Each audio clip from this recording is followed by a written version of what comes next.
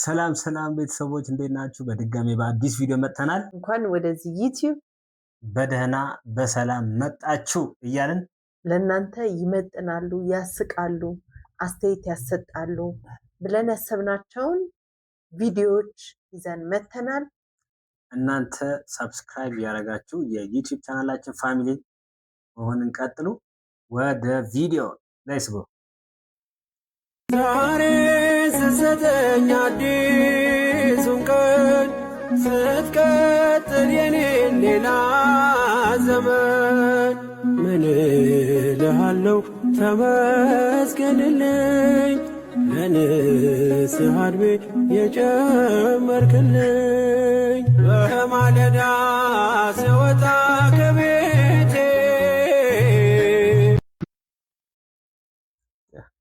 በጣም ያሳዝናል። እንግዲህ በእውነት የአዶናይ ወንድም ጃኒ እና የአዶናይ ወንድም የመኪና አደጋ እንደደረሰባቸው ያው ሶሻል ሚዲያ ላይ ሁሉም ሰው እያየ ነው። እኛም ትናንት በሰራ ነው ቪዲዮ እና አሁን ያለበት ሁኔታ በእርግጥ እንኳንም በዚህ ማለፈ እግሩ ነው ጉዳቱ የደረሰበት እግሩ ላይ ነው እየተባለ ነው። አሁን ያለበት ሁኔታም ያው እንዳያችሁት ይመስላል። በጣም ያሳዝናል። ባይሆን ጥሩ ነበር፣ ግን ደግሞ ከትራፊክ አደጋ ደግሞ ከዚህ በላይ ዳሜጅ የሚያስከትል በየቀኑ ሰው የምናጣበት ወገን የምናጣበት ጉዳይ ስለሆነ ቶሎ እንዲፈጣሪ እንዲምረውና እንዲሻለው በእውነት እንመኛለን። በጣም እግዚአብሔር በሰላም ካለበት ሆስፒታል ያውጣው ነው ምኞታችን። በጣም ከዚህ ጋር ተያይዞ በጣም ብዙ ኮሜንቶች፣ ሀሳቦች፣ ቪዲዮዎች እና እየተሰሩ ነው። አንድም ያው ኦልሬዲ ትክክለኛው መረጃ በምን ሁኔታ አደጋው እንደደረሰ ምናምን የሰማነው ነገር የለም፣ በእርግጥ የተጣራ ነገር ማለት ነው። ሰዎች ግን ያው በየራሳቸው እንደመሰላቸው አንዳንድ ሰክረው ነበር ምናምን ነገር የሚሉ ሰዎች አሉ። ምናልባትም የሆነ ነገር ገብቶባቸው ለመሸወድ መሪ ተጠቅመው ምናልባትም ሊያመልጣቸው አንዳንዴ እንደዚህም ሀፕን ያደርጋል። አክሲደንት እንደዚህ አይነት አክሲደንት በጣም የገረመኝ ነገር ግን በእንደዚህ አይነት አደጋም በሰው ጉዳት የሚደሰቱ አንዳንድ ሰዎች እያየን ነው። በጣም ያስደነግጣል። በሰው ሀዘን፣ በሰው ለቅሶ የሚስቅ ሰው በጣም ያስደነግጣል። ጤነኝነታቸውም ያጠራጥራል። በጣም እሰይ እሰይ የሚሉ ሁሉ ሰዎች ተገኝተው ያውም በሴት አንጀት እንደው ያውም በሴት አንጀት። ጥላቻ አንድ ጉዳይ ነው። ሰው ልጅ ፎሎ አለማድረግም ሌላ ጉዳይ ነው። ከዛ በኋላ ደግሞ በሰው ሀዘን፣ በሰው እንባ መሳቅ ግን ሌላ ደግሞ በጣም የሚያስጠላ ጉዳይ ነው። በጣም ይገርማል። ሰው ለምንድን ነው የምንረሳው ብዬ አስባለሁ ሁሌ። ዛሬ ላይ እነዚህ ሰዎች ላይ ደረሰ አጋጣሚ አደጋ። ልክ እልል ብላ ስጨርሳ ከስቱዲዮ ወጣ ወር ከቁጭ ብላ ከምትሰራበት ተነሳ የሆነ ቦታ ስትሄድ ምን እንደሚገጥማት አታውቅም። እነዚህ ሰዎች ኦኬ እንዳሉትም እየተጫወቱ ወይ እራት እየበሉ ምናምን ከሆነ የነበረ ሲደሰቱ አምሽተው ምናምን በሰላም ቤታቸው ለመግባት ነበር ሲያስቡ የነበረው ማለት ነው። ድንገት ግን መንገድ ላይ እንደዚህ አይነት ነገር አጋጠማቸው እና ሰዎች በጣም ምን ያህል ጭካኔ ውስጣቸው ላይ እንዳለ በጣም ሰዎች ስንባል እንለያያለን ማለት በጣም ጋፑ በጣም ሰፊ ነው። የጭካኔው ሌቭል በጣም አስገራሚ ነው። በዚህ ቪዲዮ ላይ ያየነው በጣም ከባድ በጣም እንደውም እዚህ ቪዲዮ ላይ ያሉ ኮሜንቶችን ለማየት እስኪ እናሳያቸው። ምን እንደሆነ የመኪና አደጋ ደርሶባት በሆስፒታል በሕክምና ላይ ተመልከቱ። እንግዲህ በጣም የሚገርም ነው። ልጁ ኦልሬዲ በሰበር መረጃ ብዙ ጊዜ እንደዚህ አይነት ብሬኪንግ ኒውስ ሰበር መረጃዎች ምናምን የሚያቀርብ ልጅ ነው። በኒውስ ነው የሚታወቀው እና ይህንን ዜና በሚያቀርበት ከስር ኮሜንት ሴክሽን ላይ ገብተን ስናይ የኔ ጸሎት ይደርሳል ማለት ነው። ተመስገን ጌታዬ፣ ያው ጌታዬ ደግሞ ትላለች ጭራሽ ማለት ነው። ወይ ይላል እንግዲህ ወንድም ሊሆን ይችላል ይደን ነው። ተመስገን ጌታዬ ብሎ በሳምበዲ ጉዳት ወይ ደግሞ አደጋ ፈጣሪው የሚያመሰግን ትውልድ ማለት ነው። ከባድ ነው። በጣም የሚገርም ነው። በጣም ከባድ ነው። ጸሎት አርጋ ጭራሽ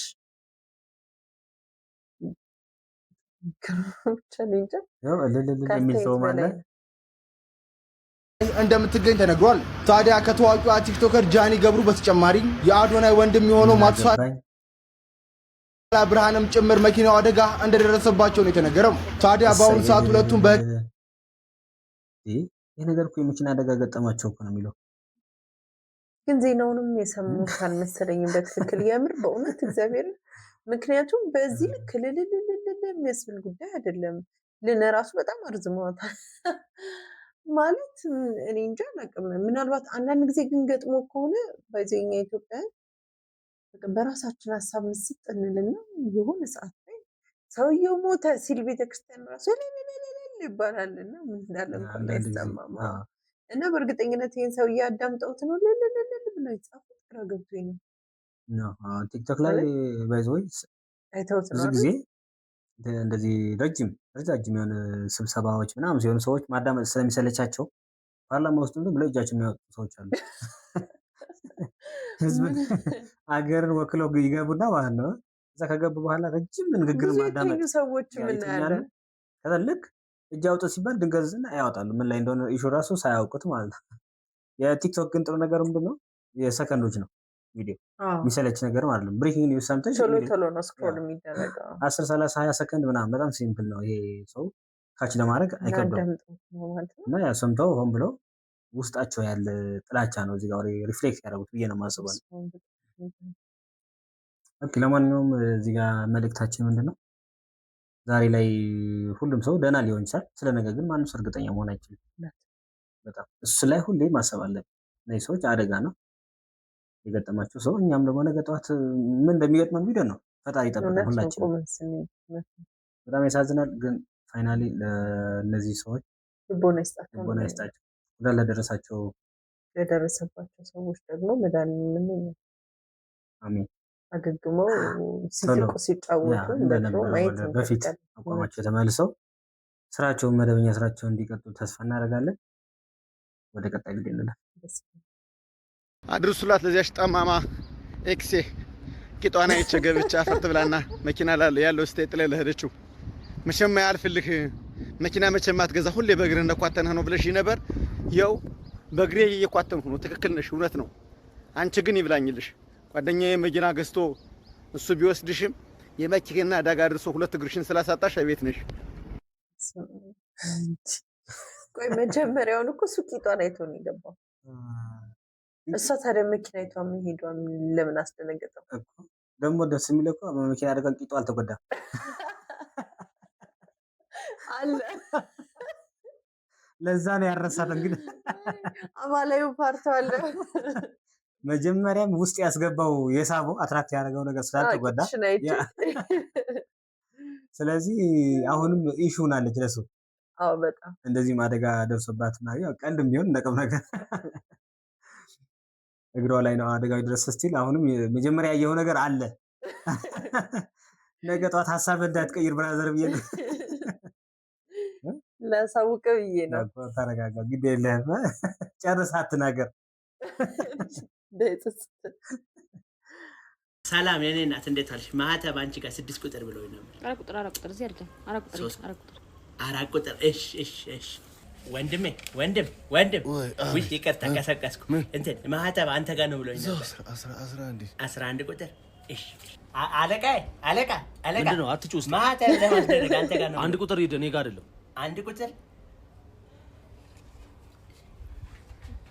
1 ቁጥር ሂድ፣ እኔ ጋር አይደለም። 1 ቁጥር ሂድ፣ እኔ ጋር አይደለም።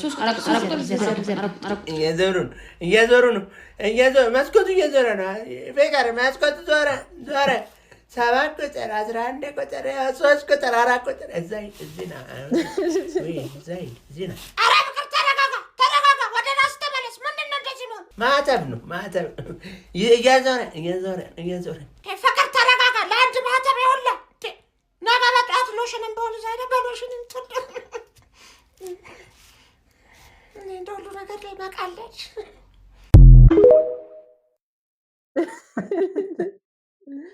አዞሩበት። ባይዘ አንዳንድ የመንግስት መስሪያ ቤት ይሄ ጉዳይ ያለው መንግስት መስሪያ ቤት ነው እና ብዙ ጊዜ በጣም አዛ ነው የሚያደርጉሽ። አዎ እንትን ጋር ሂጂ፣ እዛ ጋር ስትሄድ ደግሞ አይ እኔ ጋር አይደለም እዛ ጋር ሂጂ ምናምን አሪፍ አድርጎን ይገለጥ። ጭንቅላታችን እስኪዞር ድረስ ነው ለማተም በተለይ ወደ ምሳ ሰዓት አካባቢ የደረሰ ከሆነ ሰዓቱ ኢቭን ማተም ሰዎች ራሱ ማተም እያለ ራሱ ይረሱታል። ጥያቄ ሳይሰሙሽ ኔክስት መስኮት ነው የሚጠቁምሽ። ስም ብለው በቀጣይ መስኮት ይጠይቀው ምናምን የሚል ደግሞ አረው አለ። ቀጣይ ማለት መስኮት ነው ያለ የትኛው እንደሆነ እየዞርሽ ትጠይቂያለሽ ማለት ነው።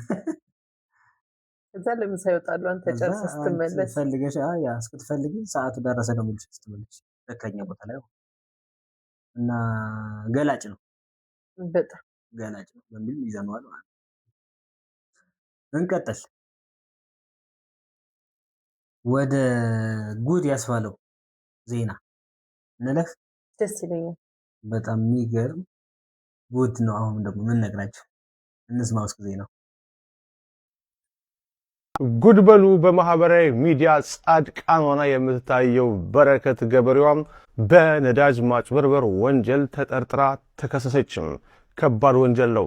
100,000 ሊትር ነዳጅ በህገ ወጥ መንገድ ምንም አይነት ዲፖ ሳይኖራት ወስዳ አየር ላይ የፖሸረችው በረከት ገበሬዋም አሁን ደግሞ 466,000 ሊትር ነጭ ናፍጣ ያለምንም ህጋዊ አግባብ እንድታገኝ አድርጓታል የተባሉ ባለስልጣናትም አብሯት ተከሰዋል። በረከት ገበሬዋ ከ100,000 ሊትር በላይ ነዳጅ ከጅቡቲ በቀጥታ ዲፖ አለኝ በሚል ወስዳ ለኢንቨስትመንት በሚል ማለት ነው ወስዳ ጋምቤላ ክልል ውስጥ በወጣችው ዲማ ከተማ ውስጥ በወጣችው ላይሰንስ ነዳጁን በቀጥታ በ100 ምናምን ብር የተገዛ ሂሳብ በ1,200 ብር አካባቢ ለወርቅ አምራቾች ሸጣለች ተብላ ጠርጥራለች። ከዚህ በተጨማሪ ደግሞ ዛሬም ከኢትዮጵያ ነዳጅና ኢነርጂ ባለስልጣን ምክትል ዋና ዳይሬክተር አቶ ዲባራ ፋፋና የኢትዮጵያ ነዳጅ አቅራቢ ድርጅት ዋና ዳይሬክተር ጋር በመመሳጠር 466,000 ሊትር በላይ ነጭ ናፍጣም ያለምንም ህጋዊ አግባብ እንድታገኝ አድርጓታል በሚል በልደታ ፍርድ ቤት ክስ ተመስርቶባቸዋል። በዚህ መዝገብ ላይ የብዙዎችን ትኩረት ሳበችው በረከት ገበሬዋ ነች። ክሱ እንደሚያስረዳው ከሆነ ከነዚህ ከፍተኛ ባለስልጣናት የፍቃድ አሰጣጥ መመሪያን በመጣስና ከበረከት ጋር በመመሳጠር ነዳጁ ልታገኝ አድርጓታል። በረከትም ይሄንን በህገወጥ መንገድ ያገኘችውን በብዙ ሚሊዮን ብር የሚገመት ናፍጣም በኮንትሮባንድ ለወርቅ አምራቾች አየር ላይ መሸጧ በአቃቢ ክስ ላይ በግልጽ ተዘርዝሯል። የእነዚህ ባለስልጣናትና የበረከት ድብቅ ሴራም በህዝብ ሀብት ላይ ከፍተኛ ጉዳት ከማድረሱም በላይ በገበያው ላይ ለታየው የነዳጅ እጥረት ዋነኛ ምክንያት መሆኑን ተጠቅመዋል። ዘሀበሻ በተደጋጋሚ ባሉት ዜናዎች ላይ ትናንሾቹን ሳይሆን ከላይ ያሉትን ተመልከቱ ሲል እንደነበር ይታወቃል። ነዳጅ እንዴት አየር ላይ ወደ ከተማ ሳይገባ አየር ላይ ለወርቅ አምራቾች፣ ለኮንስትራክሽን ሰራተኞች ነዳጅ እንዴት እንደሚሸጥ ከዚህ ቀደም ማጋለጣችን የሚታወቅ ነው። ከዚህ ባለፈ ሌሎች ተከሳሾች ሚሊዮን የሚቆጠር ሊትር ነዳጅ በማጭበርበር ህገወጥ የነዳጅ አከፋፋይነት ፍቃድ በማውጣት እንዲሁም በቤታቸው በተደረገ ድንገተኛ ብርበራ በህገወጥ መንገድ በ10 ሺዎች የሚቆጠር የአሜሪካን ዶላር፣ ዩሮና ፓውንድ ደብቀው መገኘታቸው የልደታ ምድብ የሙስና ጉዳዮች ወንጀል ችሎት መዝገባቸውን ከፍቶ ማየት ጀምረዋል። በጉዳዩ ላይ ተከታታይ መረጃዎችን እናመጣለን፣ ጠብቁን። በጣም ነው የሚገርመው። ለምን እንደተቸገርን አሁን ገባን ያለ ጉድ ነው። እንዲህ በጣም እውነትም ይሄ ነገር ጉድ ነው፣ በጣም ጉድ ነው። በጣም አንዳንዴ የሆነ ቦታ የምትሰጣቸውን ሰዎች የሆነ ቦታ ላይ ታገኛቸዋል። አስጨናቂ ነው በጣም በጣም ማለት እንደዚህ ይቻላል። ጭራሽ ገበሬ እንደሆነች ነበር የምናውቀው። በረከት ገበሬ ትሰራለች ብለን ነው እኛ አትክልት ትሰራለች ብለን ስናስብ ጭራሽ እሷ ነዳጅ ላይ አየር ላይ ነች። ሄዳለች። እውነትም እንደዚህ ነው አለ። ከሀብቷ ራሱ የነደደ በአንድ የነደደው እንደምትባለው ሀብታም አይደለችም ተብላ ትሰማለች። ባይዘው አይ ሲጀምር እኮ እንደዛ ነው። እዚህ ሶሻል ሚዲያ ላይ አይወጡም ሀብታሞች ሲጀምር ሪል ሀብታሞች አይወጡም። የሆነ ቤዝ ያላቸው በትክክል እኔ ግን በጣም አድንቄያታለሁ። ባይዘው ማለት ይሄ በዚህ ጉዳይ ሳይሆን አርሶ አደርነቷ፣ እህል ማምረቷ እዚህ ሚካኤል አካባቢም እንደውም ከፍታለች ማከፋፈያ ልክ እንደ ኢት ፍሩት አይነት በየቦታው አላት። እንደዚህ አይነት ነገር ማለት ይሄ ነገሯ ይደነቃል። ደስ ይላል፣ በጣም ደስ ይላል። እውነት ዋናው ቁም ነገሩ ግን በትክክል ጥራ ግራ ሽፋን ነው ወይስ በትክክል ይሰራ ነው ወይ ነው ዋናው ፖይንት እሱ ነው እንጂ መስራቷ እንደዚህ አይነት ነገር ለሰዎች በቀጥታ ለህብረተሰቡ ማቅረቧማ ደስ ይላል። ግን እንደምንሰማው ከሆነ ያው ከባድ ነው። ከጀርባው ሌላ ነገር አለ። በጣም ከባድ ነው። እሷስ ምን አለች የሚለውን ነገር እስኪ እንይ።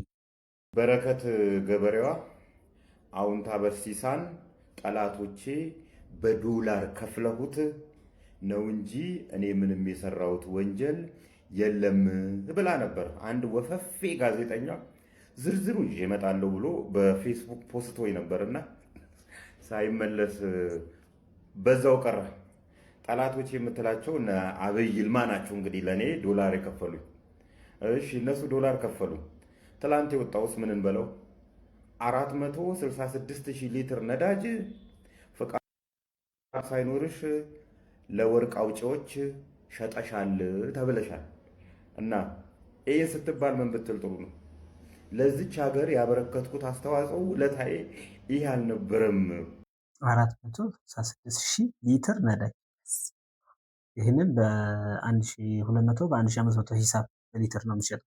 ላክ ላይ በአንድ ቀን ምን በአንድ ቀን ሌላ ወደ መልቲ ሚሊዮነር ነገር ተሸጋገረች። በአንድ ቀን በአንድ ትሪፕ ማለት ነው። ሰሎም የዚህ ምን እንዳለች ማለት ነው። ብልጽግና ከኔ ወሰደ እንጂ እኔ ከብልጽግናም ሆነ ከመንግስት ምንም የወሰድኩት ነገር የለም። በረከት ገበሬዋ በመንግስት የቀረባትን ክስ ውድቅ አደረገች ይላል። ስም እኔ በታሰርኩ ሰዓት በእኔ ስም ባለስልጣናት አውጥተው ሸጠውታል እንጂ እኔ አልሸጥኩም። አንቺ ምንድነው ለዚች ሀገር ያበረከሽው? ማማ ምንድን ያደረግሽላት? ውሸትን አፕግሬድ ከማድረግ ውጭ ምንድን ያደረግሽው? አየርላንድ ያለው ማንጋርድ ሴኩሪቲ ካምፓኒ የኔ ነው ያልሽኮነሽ ምንም ሳታፍሪ ማለት ነው። ምንም ሳታፍሪ ይሄ ካምፓኒ እንግዲህ 42 ሚሊዮን ዩሮ ወርዝ ፐር አነም ገቢ የሚያስገኝ ካምፓኒን በድፍረት ባልሽ እዛ ኦፊሰር ሆኖ ሰርቷል። እንደ ማንኛቸውም ሰው ሄደው ገምተሻል። ስትጎበኙ ግን ቪዲዮ ቀረሽና የኔ ነው አልሽ። እስቲ ማስረጃ አንቺ አንቺ ስለመሆኑ ይሄንን ያረግሽው ግባብድዬ ውሸትን ያመጣሽው አሁንታ ተጠማምዷል ቆይቷል። እነዚህ ሰዎች የእሷን ስራ ብዙ ጊዜ ሲያጋልጥ ነበር። ነጭ ፌክ ነች እንደዚህ በሸዋሸዋ ነው ምናምን ነገር ነበር የሚለው። አሁን ግን እውነት እየሰመራለት ነው። ካለመረጃ ብዙ ጊዜ አያወራም። ሸጠሻል እየተባልሽ ነው እናቴ። ለሀገሪቷ ያበረከሽው አስተዋጽኦ እኔ ምንም አይታየኝም። እውነት ለመናገር ያበረከሽላቸው ሰዎች ካሉ እነሱ ይክፈሉሽ። አበረከትሽና ህግ የሚለቅሽ ነገር አይደለም። ቻዩ እናቴዋ። አንዳንድ ጊዜ እንደዚህ ነው። በቃ በሆነ ነገር ከፈር ይደረግና የአንዳንድ ሰዎች በተለይ ጥፋት ስራ በሚመስል ነገር ከቨር ይደረጋል። ከቨር አፕ አለው። ዲቴይል ግን ሲገባ ሌላ ነው ታሪኩ። እንደምትለው እሷ ጥራግራ ከውጭም እዚህ ድረስ መጣ ጫካ ገብታ ምናምን በዚህ ድፍረት ለሴቶች አሪያ ሆኖ በጣም አፕሪሼት ማድረጋት የነበረው በጣም ብዙ ብር ነው። በጣም ብዙ ብር ነው። እዚህ ጋር እንደውም እያየነው ነበር 87 ሚሊዮን 142 ሺህ ነው። ይሄ እኮ በ87 ነው። በ187 ይሄ እኮ ኖርማል መሸጫ ነው። ይሄ አሁን 466,000 ነው። 466,000 ሊትር ማለት እኮ ማዲያዎች የሚሸጡበት የችርቻሮ ዋጋ መንግስት ያስቀመጠው ሬት ከሆነ 187። እሷ ግን በብላክ የሚሸጠው በ1200 በላይ ነው። ኦልሞስት ወደ ቢሊዮን ሊገባ ይችላል እኮ ይሄ። በኖርማል በትክክለኛ ፕራይስ እንኳን ወደ 700 ሚሊዮን አካባቢ ሊጠጋ ነው በኖርማል ታሪፉ። ልጅ ሴትዮ በአንድ ቀን ብዙ ቢሊዮኖች ነው ያሰራችው። እንዴ በጣም ጉድ። ኦኬ ኖይስ፣ የዛሬው ቪዲዮአችን ይህን ይመስል ነበር። እናንተን ያስተምራሉ። አግራሞት በጣም እኛንም ያስገረሙን ነገሮች ናቸው። እርግጠኛ ነኝ እናንተንም በጣም ያስገርማሉ ብለን ያሰብናቸው ቪዲዮዎች ይዘን መጥተናል። በቀጣይ በአዲስ ቪዲዮ እና በወቅታዊ በሆኑ ኢሹዎች እንደገና እንመለሳለን። እናንተ መጀመሪያ እንዳለው ሰብስክራይብ በማድረግ ወደ ቤተሰባዊነት ይቀላቀሉ።